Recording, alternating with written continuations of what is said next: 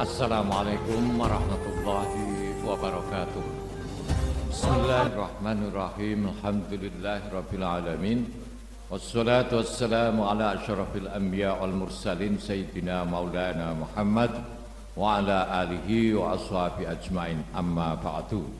Selamat bertemu kembali dengan saya Muhammad Tajib di channel Kampung Ilmu. Channelnya orang-orang yang tetap istiqomah mencari ilmu.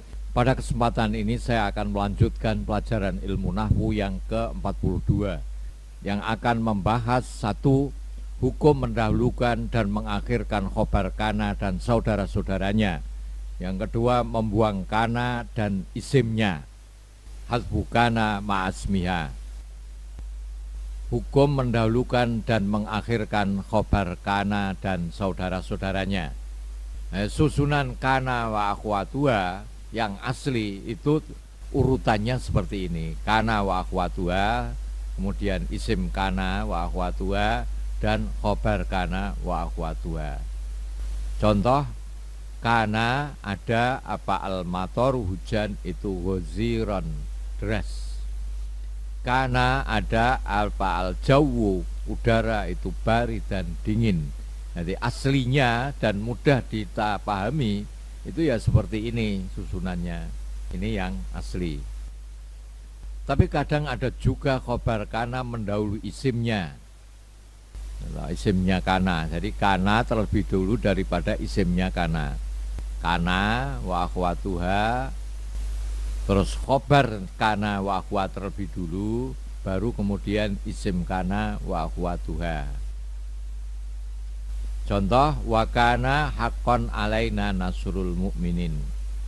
Wakana dan ada itu haqqan, nyata, alaina atas kami, apa nasrul mu'minina, menolong orang-orang mukmin. Sebetulnya aslinya wakana nasrul mu'minina haqqan alaina. Tapi khobar kananya ini boleh didahulukan sehingga susunannya seperti ini.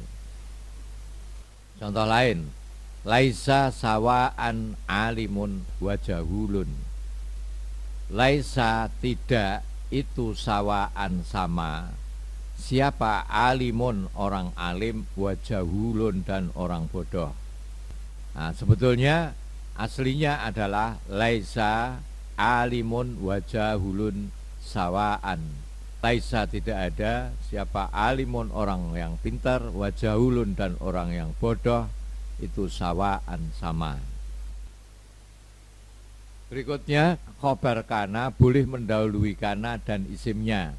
Jadi yang disebutkan itu pertama kali adalah khobar kana, kemudian kana, dan baru kemudian isimnya kana. Contoh, baridan kana al-jawu, asalnya kana al-jawu baridan. Walaupun dibolak-balik susunannya, tapi sekali menjadi khobar ya dimanapun tempatnya tetap khobar. Baridan itu dingin, kana ada apa al-jawu, udara. Ghaziran itu deras, kana ada apa al-matoru, hujan. Asalnya kana al-matoru ghaziran. Syadidan amsa arrihu.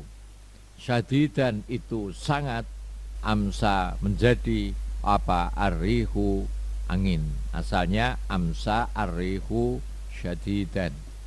Boleh khobar kana mendahului kana dan isimnya seperti contoh ini. Urutan aslinya kana al-jawu baridan. Nah ini hafal baridan sebagai khobar kana itu boleh mendahului kana dan isimnya, sehingga susunannya menjadi baridan kana al-jawu, ghaziran kanal matoru, syadidan amsa arrihu. Kesimpulannya, letak daripada khobar kana itu ada tiga. Pertama, ini yang asli, dari urutannya kana, isim kana, dan khobar kana. Tapi ada juga yang disusun kana, khobar kana, kemudian isim kana. Contohnya wakana haqqan alaina nasrul mu'minin. Wakana dan ada itu hakon nyata alaina atas kami apa nasrul mukminin, menolong orang-orang mukmin. Laisa sawaan, laisa tidak ada, sawaan itu sama. Siapa? Alimun orang yang pandai, wajahulun dan orang yang bodoh. Dan yang ketiga susunannya khobar kana terlebih dulu, baru kemudian kana, dan kemudian isim kana. Contoh baridan kana al-jawu. Waziron itu deras kana ada apa al-matoru hujan. Selanjutnya hukum khobar kana adalah boleh memilih antara mendahulukan khobar kana dan mengakhirkan. Apabila khobar kana berupa sibul jumlah, sedang isim kana berupa isim makrifat, boleh isimnya dahulu dan boleh khobar kana dahulu. Saya ulangi, boleh memilih antara mendahulukan khobar kana dan mengakhirkan. Kita boleh memilih antara mendahulukan khobar kana dan mengakhirkan khobar kana. Apabila khobar kana itu berupa sibul jumlah, sedang isim kana berupa isim makrifat, maka boleh isimnya dahulu dan boleh khobar kana dahulu. Silahkan mau milih yang seperti apa. Contohnya asbaha menjadi siapa al-kaslanu orang yang malas itu fi hirotin dalam keadaan bingung. Fi hirotin ini menjadi khobar dari asbaha. Sedangkan isimnya asbaha berupa isim makrifat. Maka ini kita boleh milih disusun seperti ini atau disusun asbaha fi hirotin al-kaslanu. Asbaha menjadi fi hirotin itu dalam kebingungan apa siapa al-kaslanu orang yang malas. Jadi apabila khobar itu berupa sibeh jumlah itu susunan terdiri dari dzorof madrub atau jer majrur. Ya, yang jer majrur contohnya ini kanal muallimu fil madrasati. Karena ada siapa al muallimu guru itu fil madrasati di madrasah. Jadi fil madrasati ini sebagai khobar daripada karena berupa sibeh jumlah, sedangkan isimnya kana itu berupa isim makrifat, maka boleh disusun seperti ini, boleh juga disusun seperti ini. Boleh isimnya kana terlebih dulu, boleh khobarnya kana terlebih dulu. Yang khobarnya kana terlebih dulu ini kana fil madrasati al muallimu. Kana ada itu fil madrasati di madrasah siapa al muallimu. Khobarnya kana berupa sibeh jumlah karena terdiri dari jer majrur. Dhalla senantiasa itu indal maridi di sebelah atau di sisi orang sakit siapa atau bibu dokter. Disusun seperti ini dengan mendahulukan khobar daripada dhalla ini saudaranya kan, dan mengakhirkan isimnya boleh, atau disusun yang biasa dhalla senantiasa atau bibu dokter itu indal maridi di sisi orang yang sakit. Selanjutnya hukum khobar kana adalah wajib mendahulukan khobar kana apabila berupa sibul jumlah, sedang isim kana berupa isim nakiroh. Kalau isimnya kana itu berupa isim nakiroh, maka wajib khobarnya kana wajib didahulukan, tidak boleh diakhirkan. Contoh kana ada fil kubi di gelas, di cangkir apa maun air. Fil kubi itu sebagai khobar kana, maun itu sebagai isim kana, dan ini berupa isim nakiroh. Kalau ada khobar kana berupa sibeh jumlah, sedangkan isimnya kana berupa isim nakiroh, maka khobar kana wajib didahulukan. Jadi tidak boleh kana maun fil kubi. Karena ada maun air fil kubi di gelas atau cangkir. Ini tidak boleh. Mengapa? Karena ma'un itu berupa isim nakiroh, yang sedangkan khobarnya kana berupa sibeh jumlah. Contoh lain, kana ada fil bustani, di kebun, apa sajarun, pohon.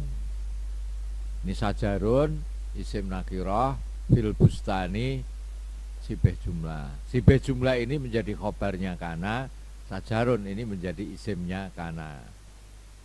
Maka wajib khobarnya kana didahulukan. Hasbu kana ma'asmiha, membuang kana dan isimnya. Banyak sekali terjadi dalam susunan kalimat kana dan isimnya dibuang sehingga tinggal khobarnya saja. Nah, jadi mestinya kan kana, isim kana dan khobarnya. Tapi ini susunan sering kana dan isimnya itu dibuang sehingga hanya menyisakan khobar kana. Nah, hal itu terjadi ketika jatuh setelahnya in syartiyah. In syartiyah itu adalah in yang bermakna jika, yang disusul dengan maka. Contoh, kullu insanin utawi setiap manusia itu muhasabun, dihitung ala amalihi, atas amalnya insan. In khairon fa khairun. Lah ini contohnya. In khairon, jika amalnya itu khairon, bagus, fa khairun, maka balasannya itu bagus. Fa khairun ini menjadi khobar yang mubtada'nya dibuang. Asalnya fa jazauhu khairun. Wa in syarran, dan jika amalnya itu jelek, fa syarrun, maka jelek balasannya. Jadi dalam susunan in khairon itu kalau ditakdirkan, takdirul kalam in yakun amaluhu khairon fa khairun. In khairon fa khairun, ini kalau ditakdirkan iyakun, apabila apa amaluhu, amalnya insan itu khairon, bagus, fa khairun, maka utawi balasannya itu khairun juga bagus. Wa iyakun, dan jika ada apa amaluhu, amalnya insan itu syarron, jelek, fasyarun, maka jelek balasannya amal. Jadi sarun, fasarun ini menjadi khobar yang mubtada'nya dibuang. Itu sudah kita pelajari pada bab mubtada' khobar. Yang kedua, kana tersebut jatuh setelahnya lau syartiyah. Lau syartiyah itu ya seandainya maka gitu.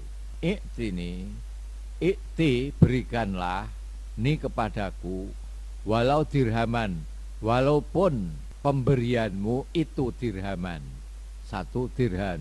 Jadi dirhaman di sini itu menjadi khobar, di mana kana dan isimnya itu dibuang.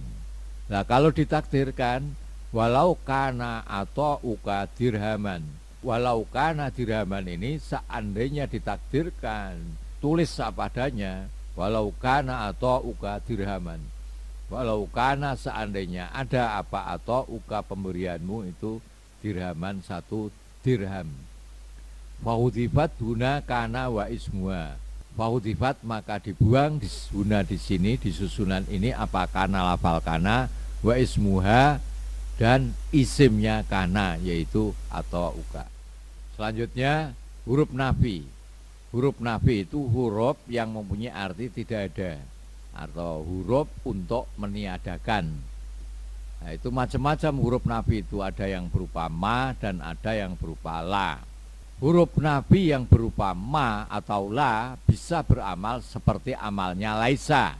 Laisa itu amalnya seperti kana, yaitu tarfaul mubtada wa tansibul khobar, atau tarfaul isma wa tansibul khobar.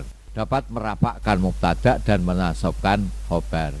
Tada yang sudah dirapakkan menjadi isimnya, sedangkan khobar yang dinasabkan itu menjadi khobarnya.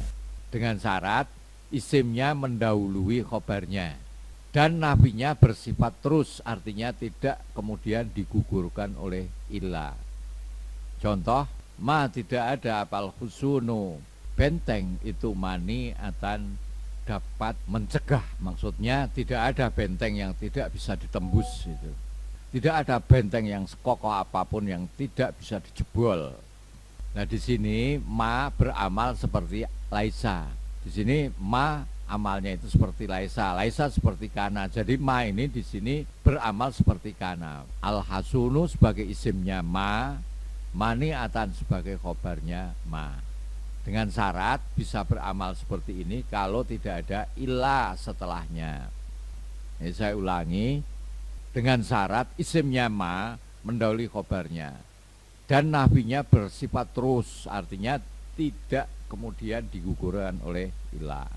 Yang kedua, la ini juga bisa beramal seperti amalnya kana, tarfaul isma tansibul khobar. Syaratnya isim dan khobarnya berupa isim nakiroh. La syari'un mustaqiman.